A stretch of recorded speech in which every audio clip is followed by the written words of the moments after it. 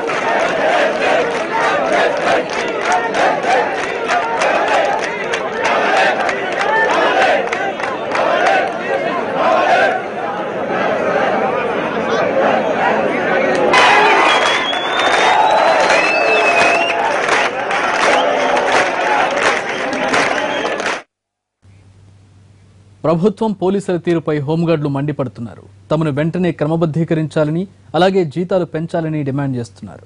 లేదంటే ఆందోళనలు మరింత తీవ్రతరం చేస్తామని హెచ్చరిస్తున్నారు.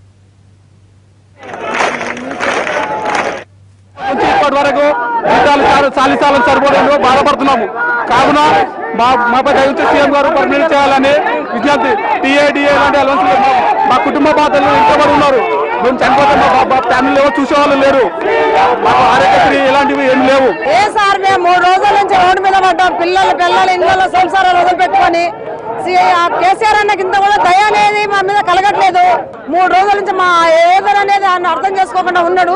కానీ దయచేసి మా మీద దయ ఉంచి ఇప్పటికైనా కదిలి వచ్చి మా ప్రాబ్లం ఏందో తీర్చి మాకు కనీసం ఒక వేదన అనేది మా వేదన అనేది ఆయన అన్నకు చేసుకుని డిమాండ్ ఏంటి? మీ ప్రధాన డిమాండ్ ఏంటి? మా ఏం లేదు, మాకు పర్మిట్ చేయాలి. మాకు అందరు సరిగా హక్కు కలిగేయాలి. మాకు ఒక పర్మిట్ అనేది మాకు జీతాలు ఎక్కువాలి. పట్ట మాకు కూడా ఉంది. పిల్లలు ఉన్నారు, చదువుకున్నారు. పిల్లలకు అన్నం కూడా సరిగా పెట్టలేని పరిస్థితి. సామాన్య హోంగార్డ్ అని చెప్పుకోవడానికి కూడా ఈరోజు సిగ్గుపడుతున్నాను.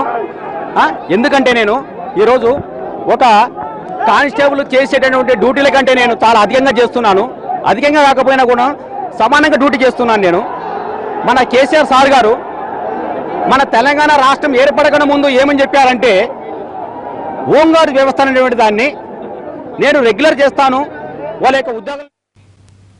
సచివాలయం దగ్గర ఉద్రిక్తత నెలకొంది. హోంగార్డుల ఆందోళనలో పోలీసులు లాఠీచార్జ్ చేయడంతో పరిస్థితి తీవ్ర ఉద్రిక్తతకు దారితీసింది. ప్రస్తుతం అక్కడ పరిస్థితిని మా ప్రతినిధి మహేష్ అందిస్తారు.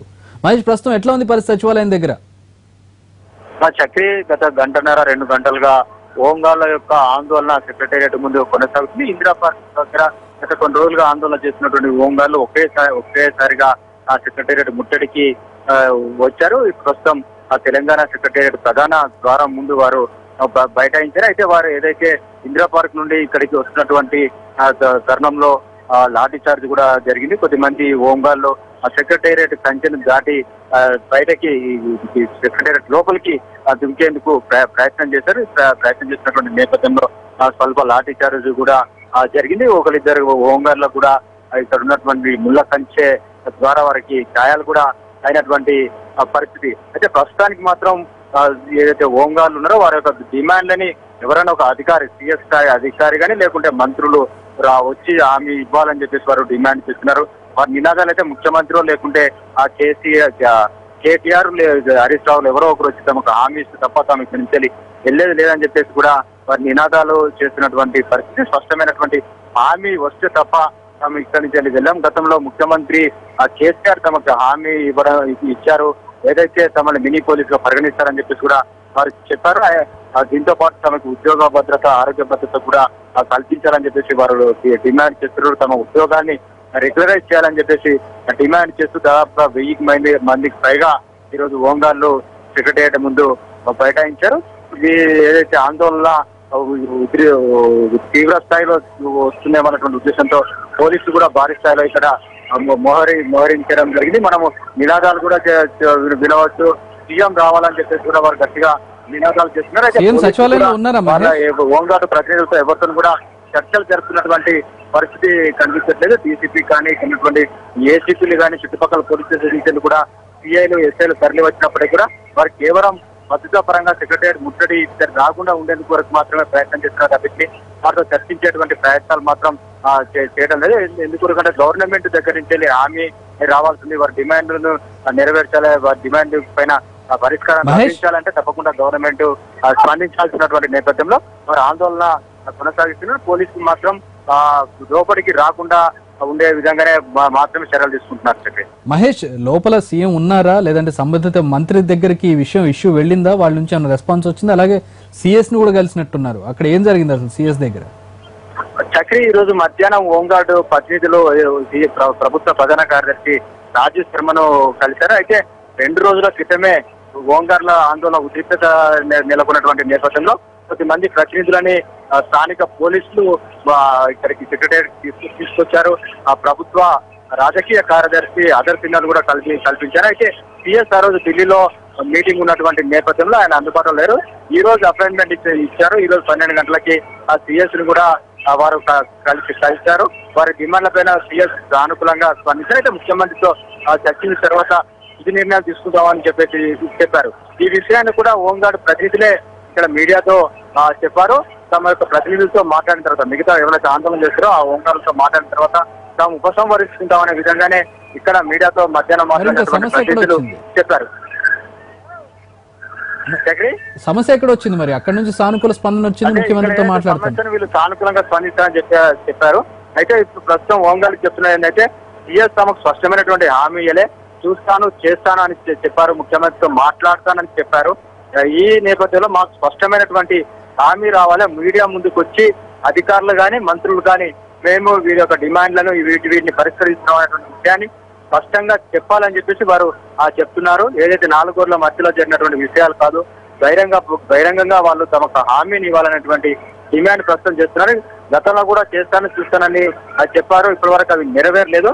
అందుకొరకే మేము ఆందోళన చేస్తున్నామని చెప్పేసి కూడా లోపల హోంమంత్రి గాని ముఖ్యమంత్రి గాని ఉన్నారా? వాళ్ళతో సిఎస్ చర్చలు జరిపే అవకాశం ఉందా? ఎట్లాంటి పరిస్థితి కనబడుతుంది లోపల?